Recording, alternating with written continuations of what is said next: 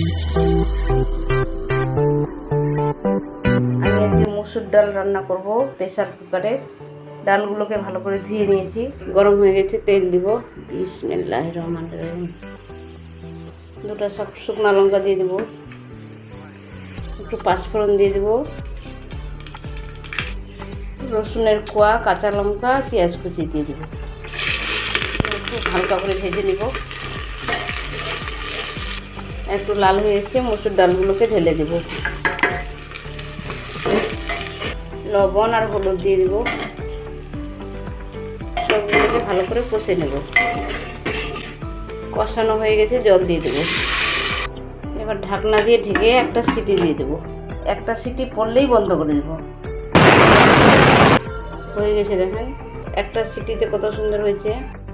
এইভাবে আমার মতো মসুর ডাল রান্না করবেন, ইনশাআল্লাহ খেতে ভালো লাগবে।